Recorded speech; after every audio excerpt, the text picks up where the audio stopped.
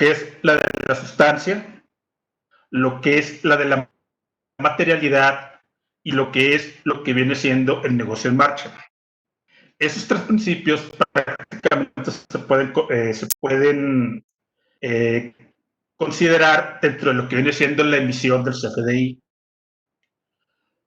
Un punto también que hay que considerar, y esto sí se recomienda mucho, es elaborar un manual de organización, así como la guía contabilizadora y aplicación de todo lo que se tiene que considerar de acuerdo a lo señalado en el artículo 27 de la ley del impuesto sobre la renta.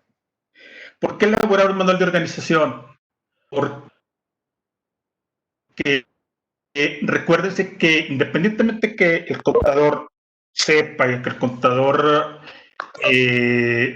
conozca la información, es necesario que cada empresa tenga un manual de organización y una guía contabilizadora, a fin de que también la misma gente de la empresa o que llegue un tercero pueda tener o pueda seguir con todos los registros contables y con las mismas políticas contables para poder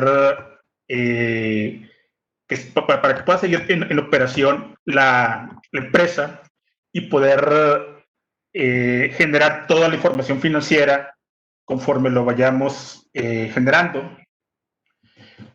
Otro punto que también hay que considerar es la emisión del CFDI por la disminución de ingresos y ventas en lugar de las notas de crédito.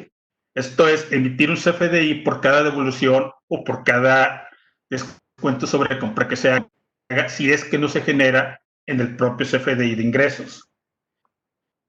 Hay que también considerar, y esto, su aplicación ha ido incrementándose poco a poco, es emitir los llamados REP, lo que viene siendo las representaciones impresas de los pagados, o lo que viene siendo el CFDI de pago. Esto es generarlos o emitirlos o solicitarlos también antes de los 10 días del mes siguientes, o bien cambiar todas nuestras políticas de otorgamiento de crédito. Esto con el fin de que, si ustedes saben, como ustedes saben, si lo generamos antes de los 10 días, no hay ninguna necesidad de hacer alguna cosa adicional con todos los FDI.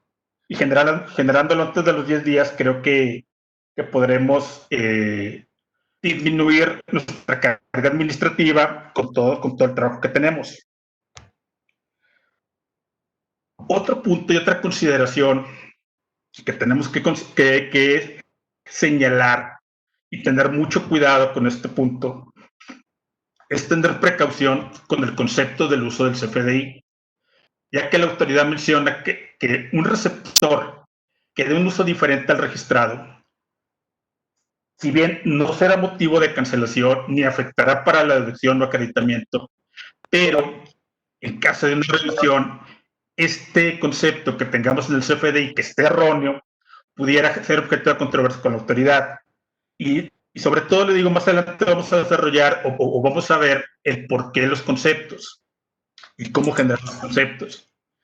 Y también otro punto que tenemos que considerar son todas las medidas preventivas o correctivas que nos servirán de base para que se nos genere la determinación de las declaraciones o pagos provisionales. Como ustedes saben, toda la determinación de los impuestos prácticamente ya está amarrada por parte de la autoridad a través de pagos, a través de conceptos, a través de métodos de pago, y todo esto también le sirve a la autoridad para determinar si está localizado, no está localizado, lo que tú vendes de producto o servicio está dentro de tus objetos de actividad preponderante. Entonces, sí hay que considerar muchas cosas en el CFDI, porque les digo, en el CFDI está toda la información para poderlo generar. Vamos a recordar también lo que viene siendo cómo está estructurado el CFDI. ¿Por qué? Porque en base a este CFDI es con lo que acabamos de comentar, es lo que tiene la autoridad para poderte cuestionar muchas cosas. Uno, la estructura del CFDI facilita la interoperabilidad entre contribuyente y contribuyente-autoridad. Entonces, aquí, como les digo, se determina si estás como EDO o estás como EFO. EDO, empresas que deducen; EFO, empresas que facturan. Dos, reduce las fuentes de información para la fiscalización. ¿Por qué? Porque al tener todos los elementos de la estructura del CFDI, la autoridad te puede determinar muchísimas cosas y sobre todo te puede determinar lo que viene siendo pagos provisionales y declaraciones anuales, como ya lo hemos visto. Pero este punto de fiscalización también por parte de la autoridad, que ya se dio a partir de este 2019, sobre todo en las declaraciones anuales de personas físicas o morales, es que la autoridad ya te está dando cierta información, ya te está dando tu total de ingresos, te está dando tu total de deducciones, te está determinando la PTU, te está determinando tu componente inflacionario, de cierta manera, y de cierta manera también te va a determinar tu costo de ventas. Esto, como lo comentábamos el viernes en la plática que bien tuvimos a realizar aquí mismo, esto se contrapone a lo señalado en el artículo 6º del Código Fiscal de la Federación, que te establece que tú, contribuyente, te vas a autodeterminar tus impuestos. La autoridad no tiene por qué determinártela. Entonces, sí habría que ver también y conocer los alcances en este sentido, porque les digo, es un derecho que tenemos de acuerdo a ley y una obligación de cierta manera, pero no una imposición por parte de la autoridad. Entonces, hay que ver estos alcances también. Y en base también a la estructura del CFDI, lo que comentábamos ahorita, toda esta información está prácticamente señalada o captada para poder realizar pagos provisionales en base al CFDI. Anteriormente, antes de lo que era la aparición de la versión 3.3, la autoridad únicamente podía controlarlo, por decirlo de esa manera, lo que viene siendo a las personas morales, sobre todo únicamente en los ingresos. A partir del cambio del CFDI con la versión 3.3, que tiene 2 años, si mal no recuerdo, la autoridad ya te controla ISR de personas físicas y de personas morales.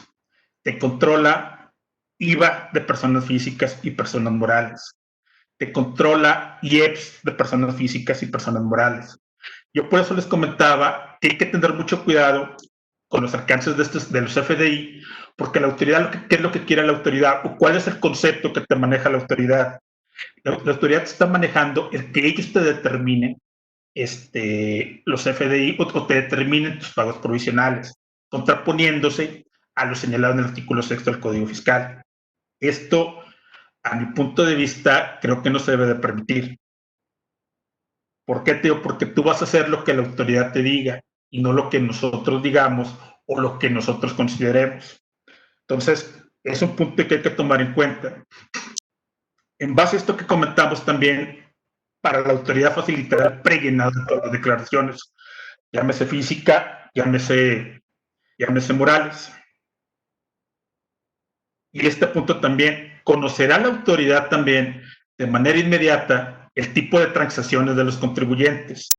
¿Por qué? Porque con este tipo de transacciones de contribuyentes, si tú estás en la famosa lista negra del SAT, o lo que son los llamados el artículo 69B, la autoridad inmediatamente te va a detectar. La autoridad te va a detectar también si lo que tú estás vendiendo, o lo que tú estás produciendo, o lo que tú estás prestando como servicio, está dentro de tu objeto social. Entonces, sí hay que tener también mucho cuidado con todo esto que estamos generando y con todos los alcances de lo que genera la estructura del CFDI en la contabilidad. Pero todo esto también le va a ayudar a la autoridad a agilizar sus procesos tributarios. ¿Por qué? Porque estos procesos tributarios, como ya bien se ha comentado, te va a dar pauta o te va a dar pie a que tú generes, o que en vez de que la autoridad te genere una revisión de electrónica. Ya lo comentamos el viernes, donde te notifican a través del buzón tributario y se le va dando el seguimiento hasta que tú terminas de aceptando la revisión propuesta, defendiéndote con los medios de ley, o bien llegando a un acuerdo conclusivo que se puede generar a través de la PRODECON. Pero todos estos procesos tributarios, y todo está ligado prácticamente, también te evitará discrepancias en el cumplimiento de obligaciones. ¿Por qué? Porque si tú, por ejemplo, facturas 100 pesos, pero le declaras a la autoridad que nada más facturaste 80 pesos, la autoridad te puede exigir el remanente o te puede determinar una diferencia por los ingresos. Entonces, todas estas herramientas, toda esta estructura del CFDI le sirve a la autoridad para muchas cosas. Pero también la propia autoridad te va a poder rechazar facturas por inconsistencias de datos o por inconsistencias en los cálculos. La inconsistencia de datos prácticamente viene siendo lo que pudiera ser el RFC, porque ya en los cálculos es muy poquito difícil. En los cálculos, salvo que la autoridad te pueda generar algún concepto que no esté dentro de tu actividad preponderante y te lo rechace. Entonces, es un poco difícil que te lo pueda, que te pueda rechazar las facturas por cálculos, o salvo también que te genere o que te considere dentro de la famosa lista negra del artículo 69. Este es un pequeño ejemplo de cómo está estructurado el CFDI. Los puntos que se tienen aquí a continuación, que están señalados con flechas, son los puntos que se consideran clave de acuerdo a lo que hemos visto. Por ejemplo, comprobante, lugar de expedición, prácticamente el código postal, el método de pago, que también es muy importante en este sentido, las condiciones de pago, que también hasta cierto punto son importantes porque le permiten allegarse de mayores datos a la autoridad. La versión, acuérdense, todavía tenemos, desde el año pasado tenemos prácticamente la versión 3.3, pero para efectos de una revisión o para efectos de una fiscalización, te van a permitir generarte o conocer en qué versión fue realizado el CFDI. El uso que tú le vas a dar al CFDI, gastos, compras, activos fijos, deducciones personales, etcétera, etcétera. La clave del producto y servicio, de acuerdo a los catálogos señalados por parte de la autoridad. La unidad, cómo lo estás tú vendiendo, cómo lo estás tú pesando, cómo lo estás tú considerando. En este caso estamos hablando de kilos. La tasa, o sea, qué tipo de factor, en este caso el tipo de factor viene siendo el tipo de impuesto que estás trasladando. ¿Cómo lo puedes trasladar? A través de tasa o a través de cuota. El impuesto, de acuerdo a nuestros catálogos, tenemos que poder trasladar IVA, IEPS, etcétera. La base en este caso. En función, les digo, toda esta información, si ustedes la analizan y le dan una pequeña vista, nos da la pauta para poder generar todo lo que la autoridad requiere para controlarte en el CFDI. Te preguntas, ¿cómo haces esto? ¿O qué impacto tienes en la contabilidad? Tienes todo el impacto que tú quieras. ¿Por qué? Porque a través de esta estructura tú puedes contabilizar tu CFDI sin ningún problema. ¿Cómo lo puedes contabilizar? A través de dos puntos. Uno, de los sistemas comerciales. Cualquier sistema que tú consideres. Llámese Compact, llámese COI, llámese Microchip, llámese todo el que ustedes quieran, que estos casos son los más comerciales. Entonces, aquí tienes toda la información para poder contabilizar y poder generar una contabilidad en base a CFDI. Pero comento, y eso es punto a título personal, no necesitas un sistema administrativo para poder contabilizar o para poder llevar tu contabilidad. Créame, si tú manejas la hoja de cálculo, en este caso la más común es el Excel, tú puedes llevar tu contabilidad sin ningún problema. Eso ya lo comentaremos más adelante. Ahora, dentro de todos los puntos que se consideran, ¿cuál es el primero que tenemos que ver? o cuál es el que tendríamos que considerar nosotros en primer lugar para poder visualizar cómo vamos a contabilizar el método de pago. ¿Por qué? Porque el método de pago, acuérdense, puede ser a través de dos puntos. Uno, a través del pago en una sola exhibición, y dos, pago en parcialidades o diferidos. Cuando se considera la clave del pago en una sola exhibición es cuando se realiza el pago en el momento de emitir el comprobante, que eso es lo que te ha generado o lo que te ha señalado la autoridad. ¿Por qué? Porque si tú utilizas el PPD o pago en parcialidad diferido, en ese momento la autoridad va a entender que vas a generar un complemento de pago. Y ese complemento de pago tiene que estar relacionado con, con la factura que tú emitas en este sentido. Otro de los puntos que tenemos que considerar, o el segundo punto, a mi muy título personal, es la clave del producto. ¿Por qué? Porque debes tú considerar estos conceptos. Registrar la clave que nos va a permitir clasificar los conceptos de los comprobantes de aquellos productos y servicios de acuerdo a lo señalado en el catálogo publicado por el SAT. En este caso, hay que tomar en cuenta las actividades señaladas en los estatutos de la persona moral o bien la actividad preponderante de la persona física, como ya les comentaba hace rato. Esto con el fin de que tú puedas amarrar perfectamente si lo que tú estás vendiendo, lo que tú estás recibiendo, lo que tú estás ofreciendo como producto o servicio está dentro de tu actividad preponderante.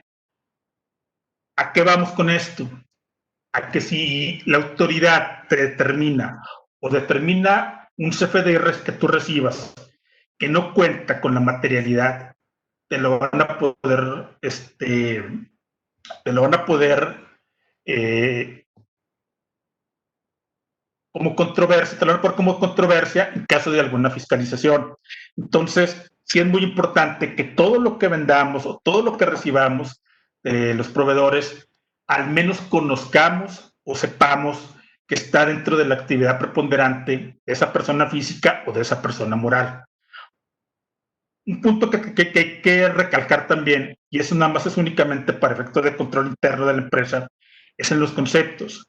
¿Por qué? Porque aquí puedes expresar toda la información detallada del bien o servicio descrito en el comprobante. Si ustedes recuerdan o si ustedes ven un CFDI, acuérdense, voy para acá atrás, está la clave del producto o servicio.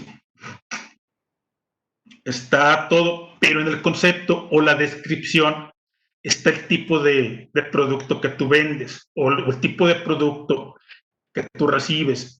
Y en función de ese tipo de producto que tú recibes es donde tú le puedes dar un mayor alcance a lo que tú estás viendo o a lo que tú estás considerando dentro de tu CFDI. Entonces, sí también hay que considerar en el concepto cómo llenarlo en cuanto a lo que viene siendo la descripción, que si bien no es obligatorio, pero por control interno sí hay que hacerlo. Por control interno, hacerlo por parte de la empresa para poder considerar qué es lo que estamos recibiendo o qué es lo que estamos vendiendo.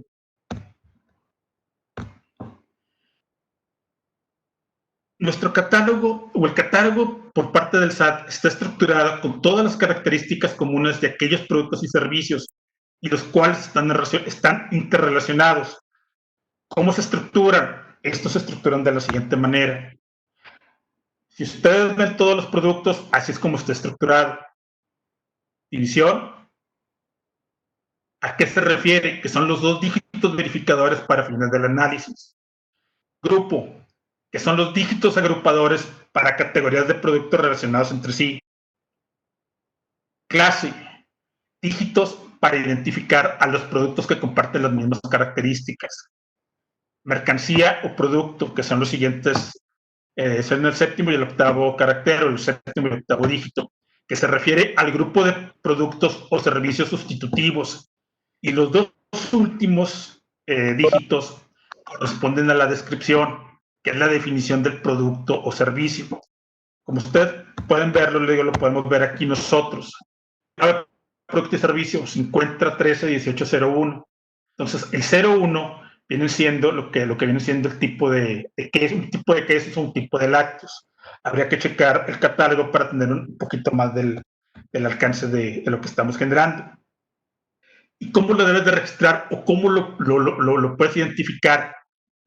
Clasificando los conceptos del comprobante, los cuales deberán asociarse a nivel clase, es decir, con los dígitos para identificar a los productos que comparten características comunes. Es decir, cuando los dos últimos dígitos tengan nivel 0, se podrán asociar a nivel producto también, pero siempre y cuando la clave esté registrada en contabilidad. O sea, ¿cuál es tu base para poder generar o para poder registrar tu CFDI? La clase. Pero, si no, pero esa clase debe estar muy interrelacionada con lo que viene siendo la mercancía o producto, que son los últimos 4 dígitos de esta clave. Y te va a permitir identificar perfectamente bien qué tipo de producto tienes o qué tipo de servicio estás tú generando. Este es un pequeño ejemplo de lo que viene siendo el catálogo del SAT. En este caso me permití generar lo que vienen siendo los servicios contables. Servicios contables. Aquí te establece todos los servicios que te engloban esto, que vienen siendo servicios contables. 01, contabilidad de costos. 02, contabilidad financiera.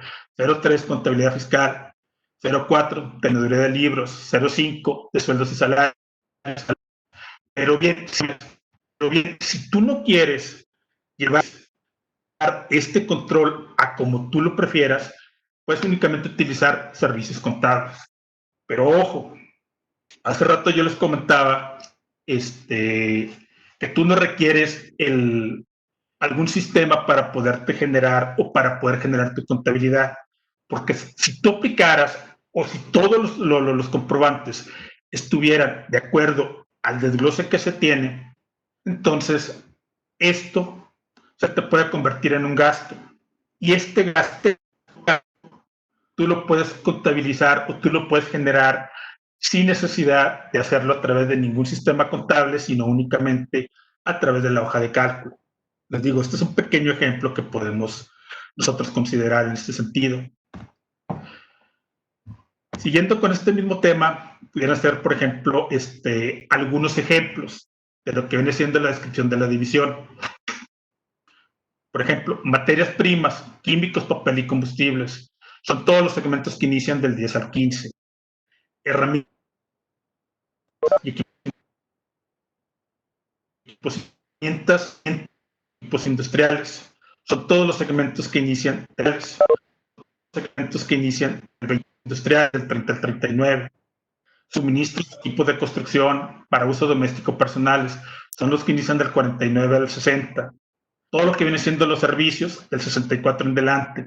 Y todos los bienes inmuebles son todos los segmentos que inician a través del dígito 95. Entonces, como les digo, hay que conocer y hay que tener un poco más cuidado con todo lo que estamos nosotros generando en los CFDI recibidos o en los CFDI emitidos.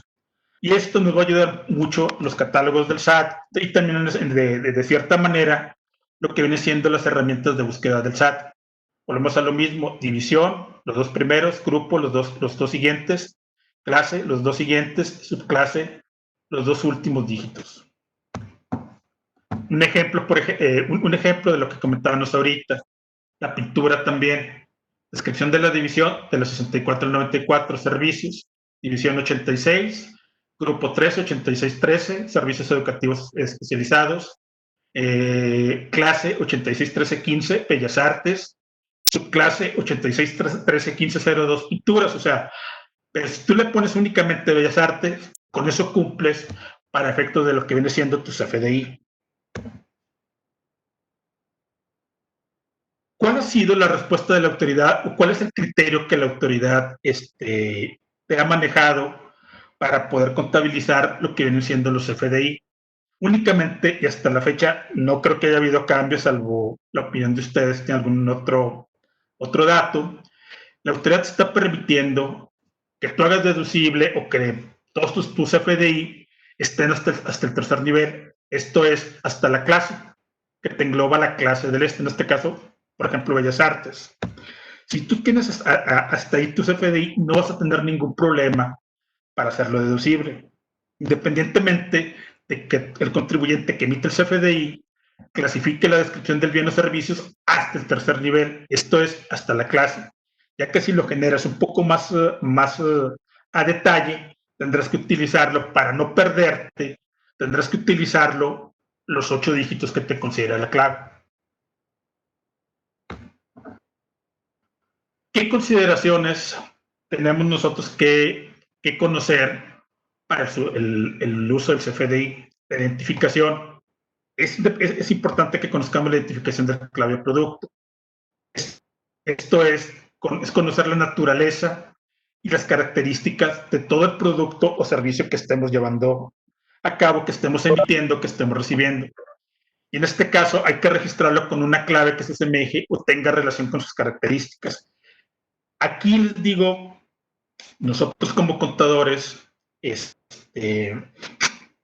cometemos un pequeño error. Ese error, ¿cuál es? El que nosotros queramos hacer las facturas. Y no, esta factura la debe, o todas las facturas las debe de hacer cualquier persona que tenga un mínimo de conocimiento en computación, dándole únicamente las instrucciones y sobre todo que conozca la empresa que va a emitir el CFDI. Y les digo, ese es un error que normalmente se aplica si tú eres parte de un despacho o eres parte de una pequeña empresa. ¿Por qué? ¿Qué es lo que te generan? En esto una factura. ¿Qué es lo que dice el cliente? Háblale al contador. ¿O qué es lo que te dicen en la empresa? Háblale al contador. Y el contador erróneamente cae en este juego de hacer la factura y atiborrarse de trabajo cuando pueda tener o pueda delegar ese servicio o esa función en otras personas. Les digo, para poder generar una factura no se requieren grandes conocimientos. Otro de los puntos que tenemos que considerar, o el tercer punto que tenemos que considerar en el uso, es el uso del comprobante fiscal. ¿Por qué? Porque de acuerdo al catálogo que tenemos, hay 3 tipos de productos que tenemos que considerar o 3 tipos de usos que podemos considerar. 1, gastos, que viene siendo la actividad preponderante del contribuyente. Esto es adquisición de mercancías, devoluciones, descuentos o bonificaciones, gastos en general. Y por definir esto un poco más fuera de uso, todavía se sigue usando, pero ya es menos. ¿Por qué les comentaba tres usos? Que es actividad preponderante del contribuyente, son los que acabamos de ver. La autoridad también a través del CFDI está generando un control de activo fijo. ¿Por qué? Porque es el I01, 02, 03, 04, 05, 06. Va a depender del tipo de bien o bien de activo fijo que tú recibas o que tú vendas. Entonces, este también es un medio de control que tenemos o que tiene la autoridad para poderlo generar. Vuelvo a lo mismo también. Esto nos va a ayudar a nosotros para poder generar nuestra contabilidad. Y repito, no necesariamente, si tú eres una empresa pequeña o una persona física, no necesariamente tiene que ser a través de un sistema. Y el tercer rubro que te controla la autoridad son los gastos personales. Y estos gastos personales están prácticamente ligados a lo que viene siendo tu declaración anual. Pero esto, ustedes ya lo han visto, todos estos gastos están como deducciones personales. Entonces, ya la autoridad, en el caso de las personas físicas, tiene los 3 controles. Si es que tú tienes actividad empresarial, si tienes actividad empresarial, tiene los 3 controles: actividad preponderante, activo fijo y gastos personales. Pero si únicamente tienes actividades salarios o similares a salarios, ¿cuál es lo que te va a generar la autoridad? Tu control de activo fijo. Si es que se comete, no el error, sino se comete darle el RFC a la persona si tú compras un activo fijo y lo que viene siendo los gastos personales. Y en estos gastos personales, también la autoridad te genera toda la información de tus deducciones personales, quitándote a ti lo que viene siendo la autodeterminación de impuestos. ¿Qué catálogos utiliza el SAT para tener el control de todo el CFDI? Porque como se ha comentado, te controla todo. ¿Qué catálogos tiene? Catálogos de aduanas, catálogo de productos y servicios, catálogo de unidades de medida, catálogos de códigos postales, catálogos de forma de pagos, catálogo de impuestos, catálogos de método de pago, catálogos de moneda. Si tienes pedimentos aduaneros, te los van a dar por aduana y por ejercicio. Países, por patente aduanal, si es que también utilizas muchos o tus operaciones son por importación o exportación, tu régimen fiscal también, los catálogos de tasas por cuotas de impuestos, los tipos de comprobantes. Acuérdense, hay varios tipos de comprobantes. Está el de ingresos, está el de nómina, está el de egresos, está el de traslado y está el de complemento de pago, lo que se llama el complemento de pago. Están también los de tipo de factor, los tipos de relación entre CFDI y el catálogo de uso del comprobante. Todos estos catálogos es lo que te permite a ti como contador y sobre todo la autoridad conocer o tener control de lo que estás recibiendo o de lo que estás emitiendo. Y una pregunta que hasta la fecha sigue generando controversia entre todo el mundo es ¿cuándo debe ponerse a disposición del CFDI del cliente? ¿Cuál es el plazo para timbrarlo? 24 horas siguientes a que haya tenido lugar la operación. Artículo 39 del reglamento del Código Fiscal de la Federación. Pero la factura global, esta puede expedirse a más tardar a las 72 horas siguientes al cierre de las operaciones que lo integran. Entonces, si todas tus facturas de público en general, si tú no las facturaste en el día, o no las facturaste en la semana, o no las facturaste en la quincena, tú todavía tienes 72 horas para poderla facturar después de que termine el mes. Entonces, aquí también son juegos que tú puedes hacer para poder generar tu CFDI o para poderlo poner a disposición. Y este punto también hay que tenerlo muy en claro, sobre todo en las revisiones que te va a generar la autoridad para pedirte la emisión del CFDI. Si la autoridad te pide la emisión del CFDI, tú tienes la obligación de entregárselo en el momento, o bien dentro de las 24 horas.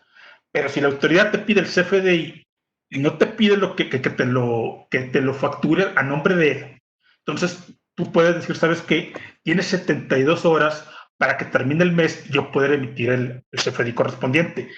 Les digo, este punto, considérenlo si es que tienen alguna revisión por parte de la autoridad por la emisión del CFDI.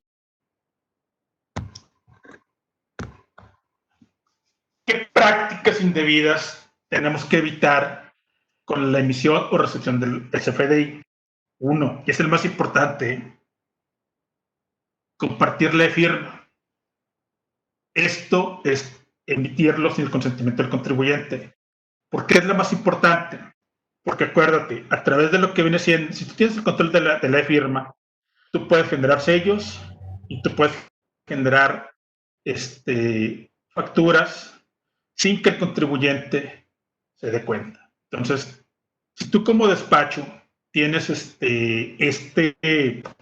control, por decirlo de esa manera, con tus clientes, pues lo único que tú puedes generar es un acuerdo de confidencialidad donde no se le dará, donde tú le vas a decir al cliente que no se le va a dar mal uso al CFDI. Otro punto que tenemos que considerar como práctica indebida es no emitir el CFDI sin nombre y domicilio. Esto se puede discutir con el código postal, pero sí es conveniente para efectos de control saber a quién se le facturó y también, sobre todo, el domicilio que se está facturando. No obligatorio, no es necesario, pero sí como control. Este punto también, si es que tú tienes trabajadores que tú les pagas viáticos, es otorgar viáticos a trabajadores sin comprobarlos. ¿Por qué? Acuérdense, si su trabajador no les comprueba los viáticos que ustedes les están dando, se le va a considerar como un ingreso para él. Entonces, hay que evitar, en la medida de lo posible, todos los viáticos no comprobados, porque a fin de cuentas el perjudicado va a ser el trabajador. Y otra práctica que también es muy común, que el que no se hace, es no emitir CFDI por anticipos. Si tú recibes un anticipo, hay que generar el CFDI y ponerle anticipo de, sea cual sea, pero tienes que generar el CFDI por el anticipo. Si tú generas también o recibes un depósito en garantía o vas a dar un depósito en garantía, hay que pedir también nuestro CFDI. Si bien no se va a generar como ingreso acumulable, sí te va a permitir a ti tener un soporte en caso de alguna revisión. Si eres tú quien lo recibe, ¿sabes qué? Aquí está. Hay un contrato, yo le recibo un depósito en garantía y aquí está listo cuando se termine el contrato, yo le reintegro su depósito a la persona. O bien, si yo soy quien lo está dando, ¿sabes qué? Aquí está mi depósito en garantía, no lo estoy haciendo deducible para que también tu autoridad no me lo vayas a querer considerar de alguna manera. Otro punto que también se debe evitar es no emitir el CFDI con su complemento, verificar todos nuestros catálogos, no emitir el CFDI por todos los pagos recibidos. Esto está correlacionado con los complementos de pago. No aceptar también que un CFDI está pagado. Esto es una omisión de ingresos y sobre todo te genera lo que viene siendo el pago de impuestos. Otra práctica que debe evitarse es equivocarse en la forma de pago. ¿Por qué? Porque si te equivocas en la forma de pago, vas a tener que o repones el proceso, o repones el CFDI, o generas uno nuevo y lo cancelas. O sea, aquí es cuestión de cuál sea la política que tú manejes en este sentido. Y sobre todo, no cumplir con los requisitos fiscales. Esto es prácticamente lo que viene siendo en la emisión del traslado, o bien que no te hagan retención de impuestos con todo lo que conlleva el que tú lo generes en el CFDI. ¿Qué malas prácticas ha detectado la autoridad con el CFDI? Uno, exigir cualquier dato distinto al RFC. ¿Por qué? Porque ¿qué es lo que debes tú únicamente de proporcionar? Tu RFC. Cualquier otro dato que te pida, pues ya tú sabes si lo consideras válido entregarlo o no lo entregar. ¿Por qué? Porque a fin de cuentas, esto es una información personal. Y para poder entregarle todos los datos a la persona o a tu cliente, en este caso, o a tu proveedor, te tienen que mostrar un aviso de privacidad donde todos tus datos van a estar totalmente protegidos. Entonces, si tú vas a pedir una factura, que es prácticamente lo que tú tienes que generar o lo que tú tienes que entregar, tu RFC. Otro punto que también se puede, que es una mala práctica detectar, obligar a proporcionar un correo. Esta obligación no es una obligación, es opcional. ¿Por qué? Porque si tú vas a pedir la factura, si tú quieres no darles ningún correo, no se los das, llévate una USB y ahí tú le puedes decirle, ¿sabes qué? Aquí dame mi factura. Entonces, son cosas que se han ido dando por cuestiones de ser un poco más prácticos, vamos, pero no tenemos esa obligación de hacerlo. El punto más importante, que también no ha cambiado con el paso del tiempo. Cuando tú pides la factura, ¿qué es lo que te dice el cliente? Perdón, el proveedor. Sí, es tanto, más el IVA. Entonces, realmente no ha cambiado y se sigue utilizando todavía a la fecha. Otro error que también se comete es obligarnos a generar la factura en el portal de la empresa. Entonces, esto también hay que evitar. Si tú lo quieres hacer, adelante, pero no es tu obligación hacerlo. La factura te la debe de entregar el proveedor. Otro punto que hay que considerar es que se niega la factura argumentando que no se le solicita en el momento de la transacción. Acuérdense, a partir de este año hay una modificación y esa modificación que te establece que si tú no pediste la factura o no recibiste la factura, tú en cualquier época del año puedes solicitarla. Puedes decirles, pero sabes que no me facturaste, factúrame. Y son operaciones a partir de este año. Otro punto que también es una mala práctica es registrar una forma de pago distinta a la recibida o registrarla sin que esté pagado con la forma de pago que debe estar registrada si es que se realizó efectivamente. Otro punto también es que se solicite obligatoriamente el uso que se le dará a la factura. Esto, como les digo, se puede generar todavía por definir que es la P01, más no es conveniente. ¿Por qué no es conveniente? Porque a ti también como empresa te quita control para poder determinar qué tipo de gasto fue o qué tipo de erogación fue. Entonces, esto pues hay que saberlo manejar. Otro punto este también es muy común, sobre todo porque ¿qué es lo que te manejan? Cuando te niegan la factura, cuando la pagas en efectivo, ¿qué es lo que te manejan? Es público general. No te estoy dando el servicio, pero acuérdense también que todavía se puede hacer los pagos por cuenta de tercero, que si bien ya está etiquetado en los catálogos como una forma de pago, se puede todavía generar si es que no se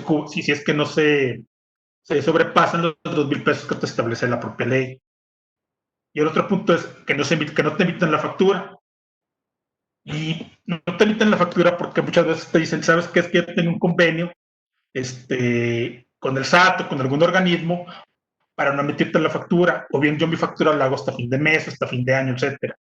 Entonces, si no te la entregan, hay que considerar que tú puedes quejarte o hacerle una llamada al SAT para decirle, ¿sabes qué? No me entregaron mi factura. Entonces, sí hay que tener nada más en cuenta este tipo de situaciones o malas prácticas que el SAT considera en este sentido. Yo les pregunto a ustedes, y esto creo que no se ha manejado o no se conoce todo el alcance. Ustedes saben que los PAC pueden ser multados si es que tu factura no es emitida correctamente. Es muy importante o es necesario que ustedes como contribuyentes chequen que todos los datos estén correctos y que también el CFDI esté emitido sin errores por parte del SAT. ¿Cuáles son de los errores que son más comunes porque no son operaciones usuales? Los errores más comunes que hay es sobre todo lo que viene siendo cuando determinas dividendos y generas el CFDI por dividendos. Entonces, hay que tener en cuenta muchos de estos errores que el PAC no te los genera. Entonces, este PAC te genera los errores, tú tienes la obligación de exigirle que te lo reponga sin ningún costo. Incluso si los errores son por causa de ellos, son acreedores también a ciertas sanciones. ¿Cuáles son, por este caso, los errores más comunes? Uno, el comprobante no ha sido enviado. Este es uno de los errores más comunes que hay. Dos, los datos enviados sobre el CFDI son inválidos. Esto se ha visto un poco más en lo que vienen siendo de los CFDI de dividendos. Tres, esto ya es menos, le digo, pero sigue habiendo todavía algunos casos. La estructura del CFDI inválida. Esta estructura hay que considerarla del 2014 para acá, sobre todo hasta antes de la aplicación de lo que viene siendo el CFDI con la versión 3.3, que es la que actualmente usamos. Cuatro, todos los datos enviados sobre el CFDI que no correspondan con el comprobante. Sigue habiendo cierta controversia sobre todo lo que vienen siendo las operaciones de autotransporte. En las operaciones de autotransporte hay todavía ciertas cosas que muchos PACs o que muchos proveedores no han querido aplicar. Existe un timbre existente. Hay que tener mucho cuidado con esto. El proveedor que envía es diferente al proveedor que certificó. Es muy común también. ¿Por qué? Porque hay algunas personas que tienen convenios con los proveedores de certificados, pero ellos lo generan, mas no lo certifican. Hay que también tener cuidado con esto. Otro de los puntos es que el CFDI no cuenta con todos los datos requeridos. Otro punto es que el sello de certificación es inválido. O bien, el sello de comprobante también es inválido. Y otro punto que también hay que considerar es que el timbre fiscal digital no es válido. Esto es que no cumple con la especificación de lo que te señala en el anexo 20 de la resolución miscelánea. Hay que también considerarlo hasta antes de la entrada en vigor de la 3.3, la versión del estándar no vigente, el uso del complemento no vigente, el uso del complemento del RFS tampoco está permitido, el certificado no es válido o se envía de forma extemporánea el CFDI. Como les digo, todo esto hay que considerarlo para poder tener control de nuestra contabilidad de todo el CFDI. ¿Cuál es la base para que tú le puedas exigir a tu proveedor que te emita correctamente tu CFDI si no será multado? Artículo 81, fracción 18ª del Código Fiscal de la Federación, establece que de no cumplir con las especificaciones técnicas determinadas por el SAT, a que se refiere el artículo 29, estos podrán ser multados a los proveedores. Si bien son pequeñas multas, pero si se suman, sí le pueden afectar al proveedor. ¿Por qué? Porque el costo va de 1 peso a 5 pesos por cada comprobante fiscal digital por Internet enviado que contenga información que no cumpla con las especificaciones tecnológicas. Entonces, esta es una manera que tú como receptor de servicio puedas utilizar y puedas decirle a tu proveedor o a tu PAC que te timbre correctamente tu nómina. Todo esto que hemos visto, ¿a qué nos lleva? A considerar el control interno del CFDI. ¿Por qué? Porque hay 3 rubros prácticamente que te manejan el CFDI en el control interno. Uno, lo que viene siendo el inventario, que es el de mayor significación, siempre y cuando tú seas una empresa que compra, vende o transforme bienes y bienes. Porque si es servicios, pues realmente no ocupa. ¿Por qué? Porque no solamente es la cuantía del inventario, sino que de ahí, de este manejo de inventario, es donde prácticamente proceden las utilidades de la empresa. Y por lo tanto, sí es necesario tener un buen control interno, el cual te puede representar las siguientes ventajas. Uno, reduce altos costos financieros. 2, reduce el riesgo de fraudes, robos o daños físicos. 3, evita que dejen de realizarse ventas por falta de mercancía. 4, evita o reduce pérdidas resultantes de baja de precio. 5, reduce el costo de la toma de inventario físico anual. Todo esto que estamos manejando, les pregunto, y quédenselo ustedes de tarea, ¿cómo lo puedo yo relacionar con el CFDI? De acuerdo a todo lo que hemos estado nosotros viendo. Eso nada más analícenlo un poco, véanlo con otros ojos, con otro punto de vista, y verán que todo este control de inventarios prácticamente está en el CFDI. Entonces, llévenselo de tarea para que ustedes lo chequen. ¿Cómo podemos mejorar el control interno? Sí, Hugo, me faltan 3 laminitas. ¿Cómo podemos mejorar? Definir si nuestro método de registro de control de inventarios es adecuado. Definir si se tiene un sistema de coste absorbente, ya que dicho sistema es el único aceptado por la DIF y por el SAT. ¿Cómo? ¿Qué lo baso? Artículo 39 del ISR. En función de lo anterior, ¿cómo lo podemos definir? Costos históricos, costos predeterminados. Entonces, esto prácticamente viene con el CFDI. Hay que establecer el método de evaluación de inventarios. Acuérdense cuáles son los métodos que podemos utilizar únicamente. PEPS, costo identificado, costo promedio y costo detallista. Ya quedó en desuso el WEPS, lo que eran las últimas entradas, primeras salidas. Y también esto, como te comento, es parte de lo mismo, efectuar conciliaciones a fin de determinar faltantes de inventarios con todos los productos que te detallan en el CFDI. en cuentas por cobrar, cómo los podemos manejar con los complementos de pago, detallando las facturas y los WIC. Si bien todos los sistemas te permiten y te llevan este control, ustedes también lo pueden manejar directamente en Excel sin necesidad de algún sistema administrativo. Pero esto no implica que el SAT nos esté obligando a llevar un control de cuentas por cobrar y por pagar, sino únicamente saber qué estamos pagando, qué estamos recibiendo y qué estamos haciendo. Esta obligación o este control que tenemos con los complementos de pago en los FDI no implica un trabajo adicional. ¿Por qué? Porque se supone que todo contribuyente te genera un sistema de control, y ese sistema de control, como te repito, hay dos maneras prácticamente. Sistemas administrativos, que son los más comerciales, pero también a través del Excel, y no requieres grandes conocimientos para poderlo llevar. Como les digo, el Excel, algunas personas dirán, el Excel, ¿por qué?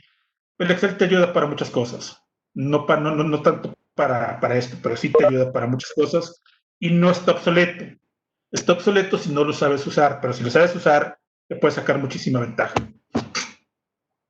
Pero también otro de los conceptos que en el caso de lo que viene siendo las cuentas por cobrar y por pagar es modificar todos nuestros sistemas de cobranza, nuestros sistemas de pago. Entonces, hay que correlacionarlos con los CFDI, con el famoso WIC y con lo que viene siendo el complemento de pago si es que se van a generar. Hay que también conciliar todos nuestros saldos de facturas con sistemas de administración de clientes y proveedores. Eso es vital para todo, para este sistema, vamos, para lo que viene siendo el control de nuestros FDI en cualquier sistema que manejemos. Un punto que también hay que considerar es actualizar correos electrónicos si es que tenemos el convenio o el consenso con los clientes y proveedores de poder manejarnos todos a través de medios electrónicos. Y también, y también lo que vienen siendo los conceptos de abono que nosotros hagamos para el cliente o bien forma de pago y sobre todo el banco. Entonces, como les digo, todo esto se puede manejar a través del sistema administrativo que ustedes deseen o bien a través de hojas electrónicas. ¿Cuáles son algunas recomendaciones para aprovechar la facturación electrónica? Capacitar al departamento de administración, compras, producción y almacén para que conozcan la importancia de estas obligaciones y la no implicación de hacerlo. Clasificar nuestros productos y servicios por división y clase para poder hacer la configuración de forma masiva. Definir todos aquellos mecanismos de control interno, preventivos y detectivos.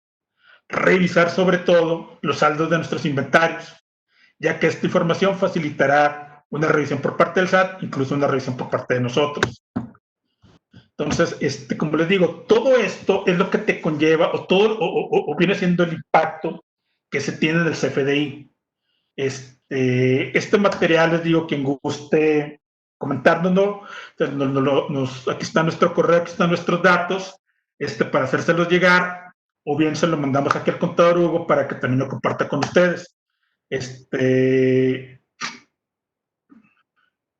De mi parte, les digo, sería todo y sería feliz al contador a todos nuestros colegas que bien nos hicieron el favor de acompañarnos en esta hora. Entonces, no sé si tengan alguna pregunta, algún comentario o alguna duda.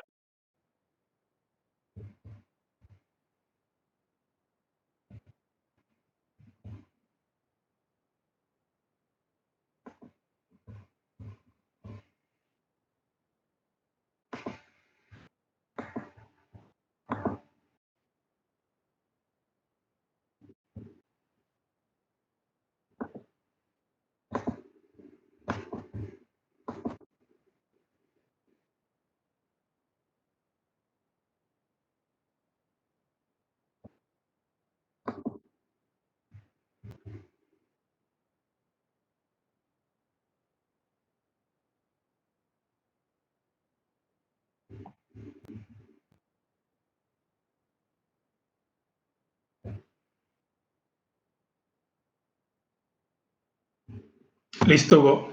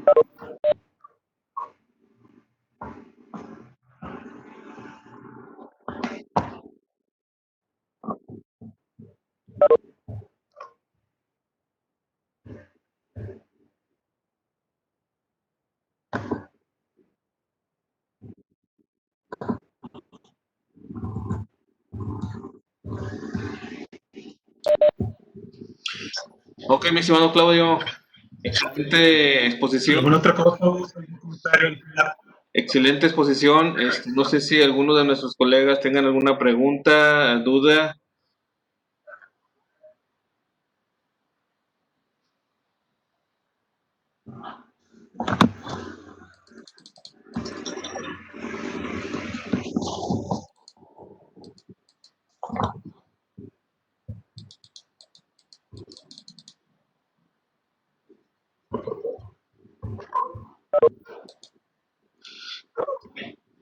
Por ahí están haciendo una pregunta, Claudio. Dice, ¿cómo cancelar un CFDI que fue timbrado de manera indebida?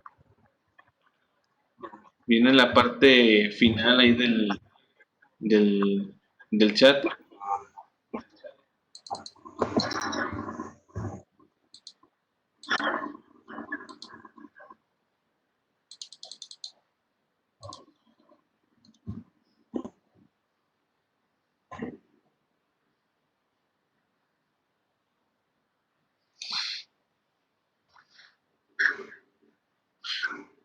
Ok.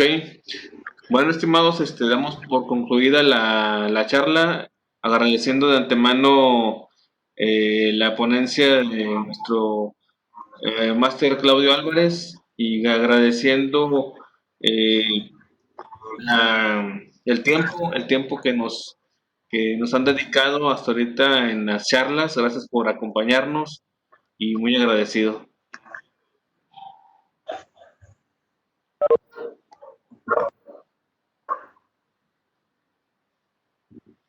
¿Algún comentario adicional, Claudio?